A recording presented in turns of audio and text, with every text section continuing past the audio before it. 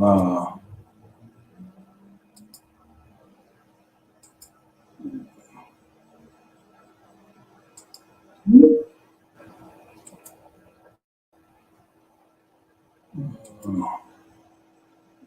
Good afternoon, everybody. Good afternoon.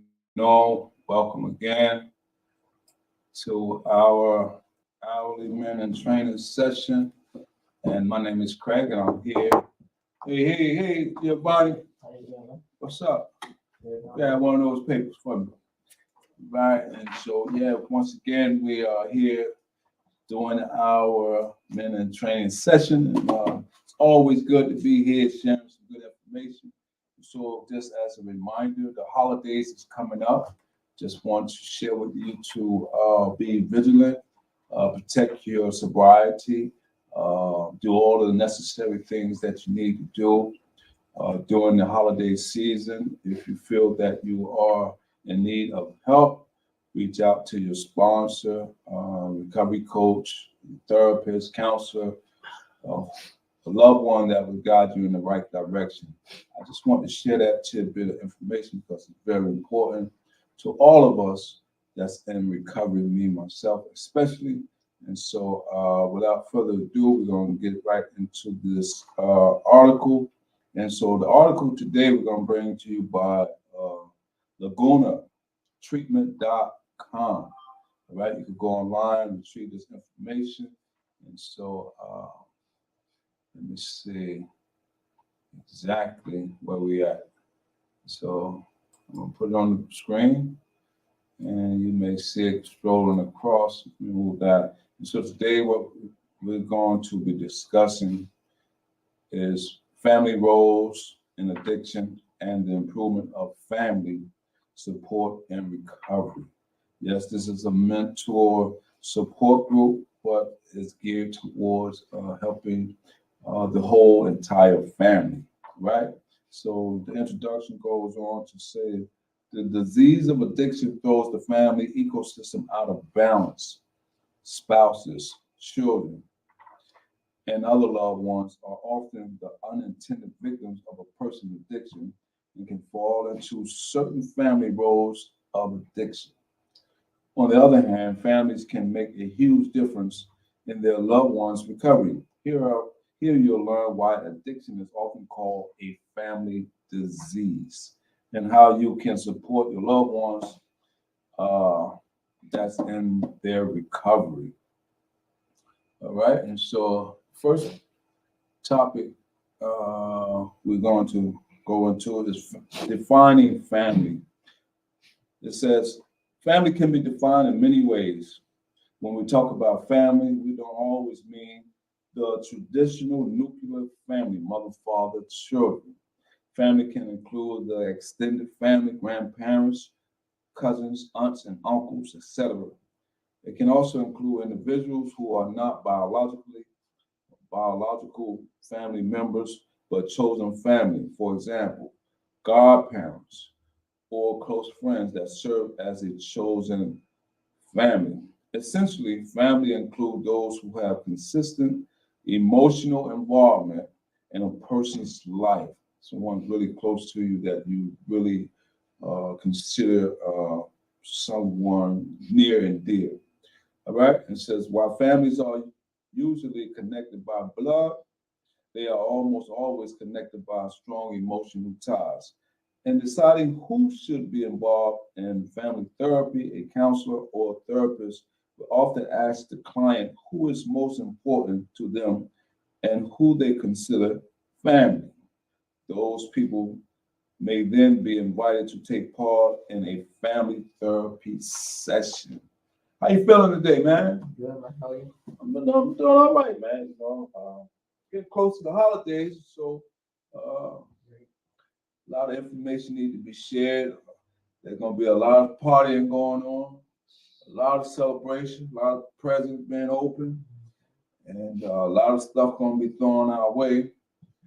So we got to be careful because not only things going to be coming at us from the addiction aspect, but there are all other behaviors that come with getting involved with alcohol or drugs. Uh, if we don't handle or manage our stress, our anxiety, depression, or even anger. And so our behavior is so important that we must be on the lookout for certain triggers that can trip us up in our, sobriety and our recovery. How you feel like? You feel like reading one? Yeah, that's fine. All right, cool. So next one I'm put on the screen. It's on you. Addiction impacts the whole family. Addiction is a pervasive disease. It impacts it expands to all the people who love the individual with the SUD. So, according to the American Society, according to American Society of Addiction Medicine, ASAM, addiction is even transmitted between families. For example, women married to women with addiction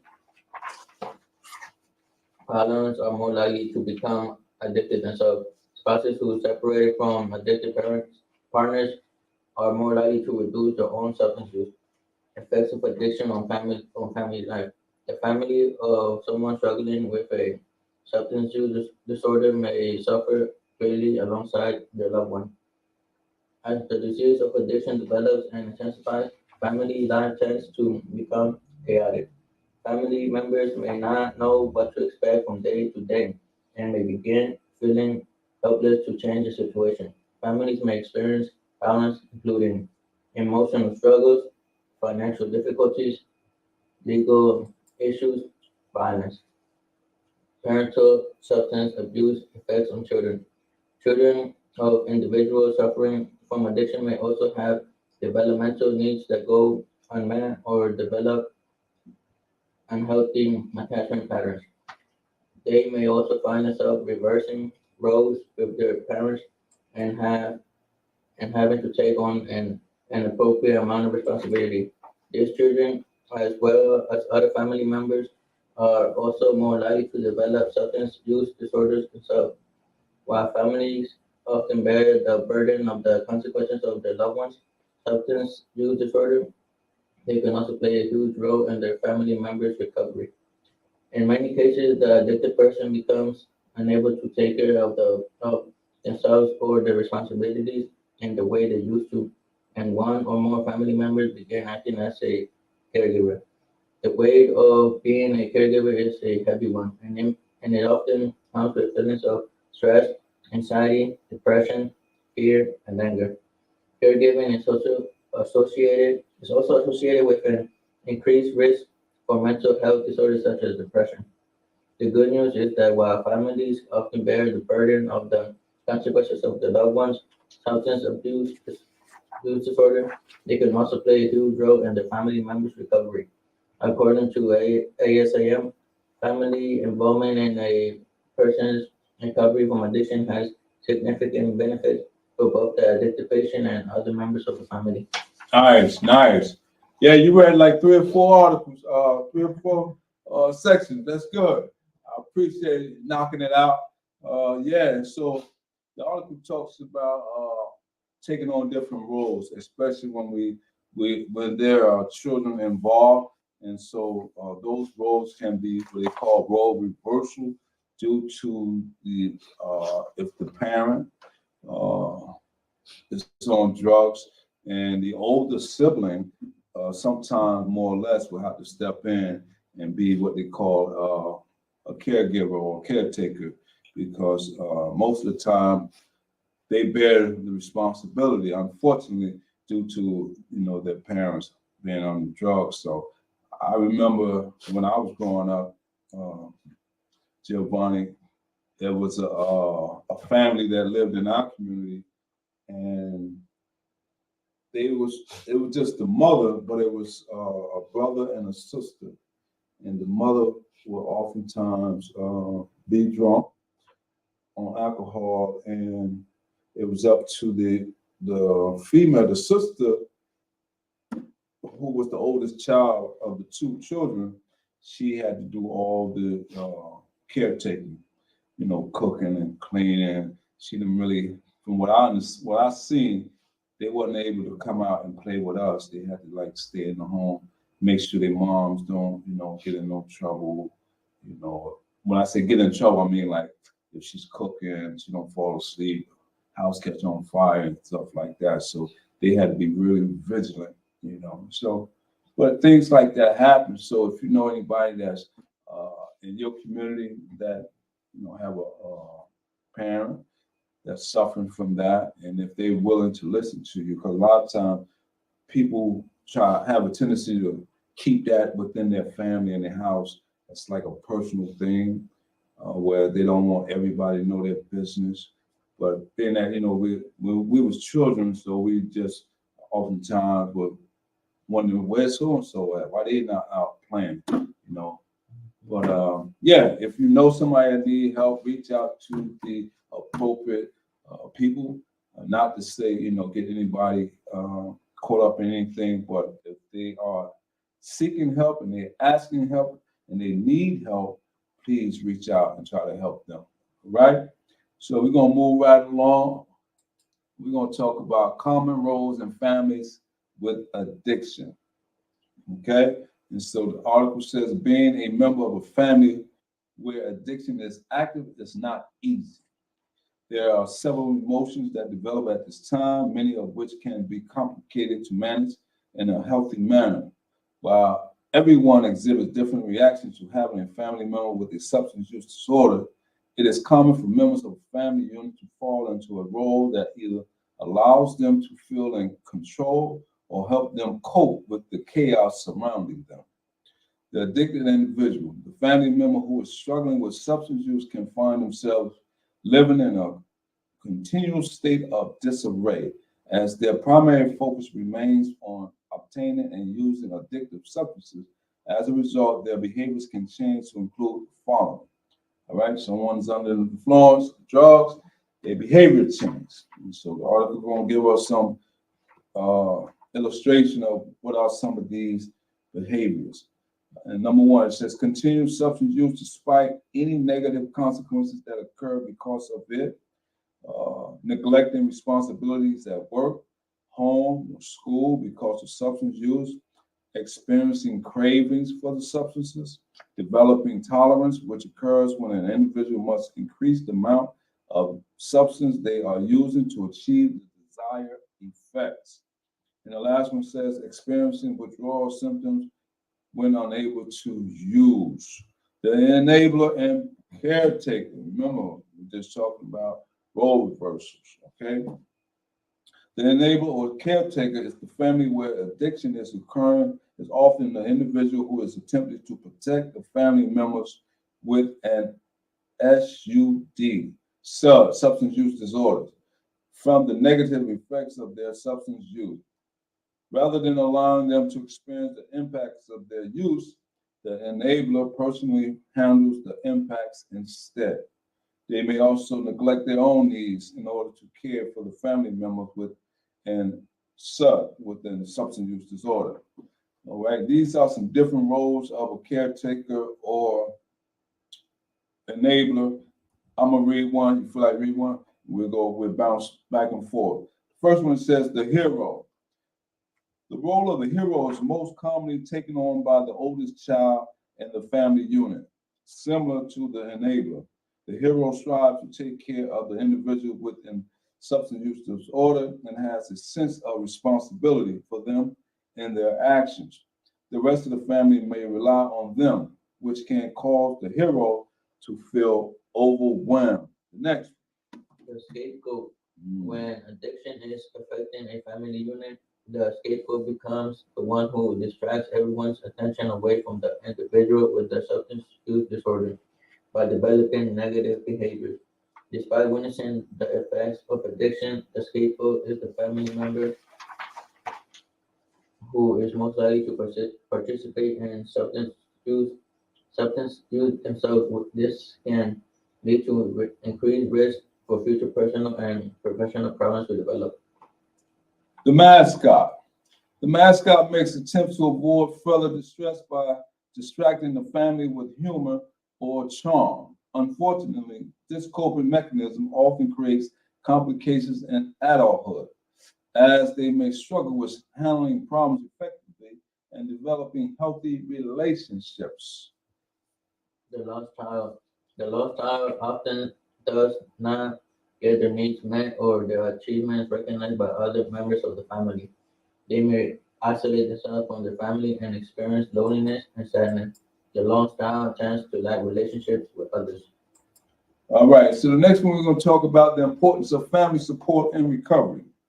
Family members and loved ones of those dealing with addiction or another mental health disorder play important roles. Family support in addiction recovery may look like intervening in a crisis situation, finding treatment options, and helping them to get into treatment, providing necessary information about their life and substance use that will help the treatment professionals provide the right type of care, maintaining health records and providing them to treatment providers as necessary, advocating for their needs and rights, helping them stick with their treatment and aftercare plans, and watching for any significant behavioral changes that may signal an impending relapse. It's very important.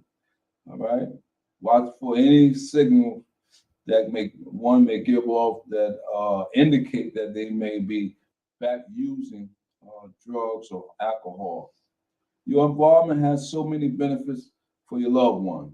Studies show that when families take part in the treatment and recovery process, the recovering person is less likely to be hospitalized or experience a relapse, more likely to adhere to treatment, more likely to recover from the disorder, less likely to be involved in the criminal justice system.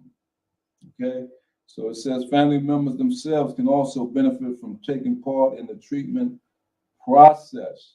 They may receive education on the disease of addiction and learn healthy coping strategies to be positive contributors to their loved ones' recovery efforts. Many treatment programs invite families into the treatment process through scheduled family visits, family classes, and even family therapy. When major issues in the family improve, the recovering person may be more likely to stay in recovery, and other family members may be less likely to struggle with the same problem in the future. It's amazing, when the whole family, they say, alcohol and drug addiction is a family disease. It affects everybody in the household. And so it's amazing when one family member who's getting help, when we all participate in helping that family member, the chances are we get healthy as well. And so we don't go down the same slippery slope. Just remember, relapse from a lot of articles that we read is part of the recovery process. Everybody don't make it. Everybody don't catch on. Everybody may not comprehend the significance. Everybody may not grasp the strategies and tools, coping tools that's needed to be successful. At the first time, it may take 2 or 3. However, the goal is to keep trying until we eventually figure this thing out. All right. And so let's go on to the next one, Giovanni. Want me to read? If you feel like. Okay, how can I help my loved one's recovery? Recovery is a lifelong process that requires daily work from your loved one, but you can also play a role in this journey. While you may not know exactly how to help a family member with addiction, there are plenty of ways you can support them. Take part in treatment. While your family member is in treatment, they may have opportunities for you to come visit them at scheduled times, providing your family member is open to it. Take advantage of these opportunities and attempt to hold back on expressing your resentments about things that happened in the past. Express your support and pride that they are getting the help they need to break the hold to break they need to break the hold the disease of addiction has on their life. And that is so true because a lot of times, uh, especially when it comes to the family unit, when it has men involved, a lot of times we make broken promises. And that is, we don't keep our word. Say we're gonna meet you at the sporting event or birthday celebration, and due to our addiction, our disease, we may fall short. And so there's a lot of abandonment. So once we get into treatment and help the loved one get back on track with the treatment aspect, we can see that we can begin to rekindle a bond that was once there or was severed. And so it's always good to get involved as a family unit. All right, the next part says, what if I can't visit? Good question. What if you can't come to the treatment facility and you may have to wait? Let's see what the article says. I may have my opinion, but the article says in some cases you might not be able to make it to the treatment program for a visit. All right. It says this may be due to financial constraints, personal obligations at home, or sickness. In-person family visit may even be put on hold at certain times, such as during the COVID-19 pandemic. Everybody was restricted, right? Where social distancing is encouraged or mandated. In these cases, you may be able to support your family members with regular phone, Skype, or FaceTime calls, all right? And so there's many devices or many ways that people allow things like that to make contact. All right. So the next one, I believe that's going to be the last one we're going to read, and that is get help for yourself. All right. It says addiction and mental health disorders have effects that extend far beyond the individual, and you may have spent a great deal of time feeling exhausted, resentful, angry, worried, or depressed. You may also have developed some unhealthy ways of adjusting to the changes addiction has created in your life. While your family member is in treatment, you can do some work on your own to gain support, improve your coping skills, learn how to avoid enabling, and be better prepared overall when your loved one comes home from rehab. You'll meet others who are going through or have gone through similar situations. You can offer your support and an understanding ear. All right, and so some mutual help options for you to check out can be Al-Anon, that's one support group. Nar-Anon, Alcoholics Anonymous, uh, Narcotics Anonymous, Codependence Anonymous, National Alliance on Mental Illness, known as NAMI, Family Support Groups. All right, it says if you're unable to leave home for any reason, there are ways to extend virtual meetings, such as this one. All right. For example, in the rooms offer many types of remote support groups for family members. You may also consider attending individual therapy or counseling on your own. This is talking about the loved ones who have been going through it with their loved ones, trying to get them right, trying to get them back on the right track. And you may feel yourself overwhelmed, exhausted, resentful, angry. The article says work on yourself. While they're in rehab, working on them, give yourself some self-love, all right? And so that's it for this week. We'll see you next week.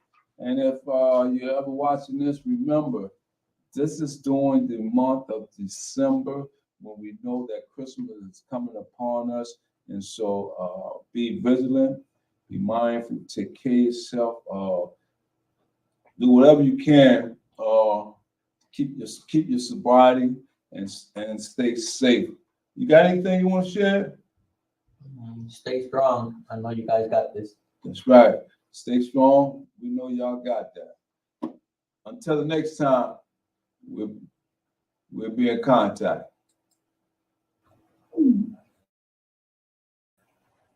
Stay strong.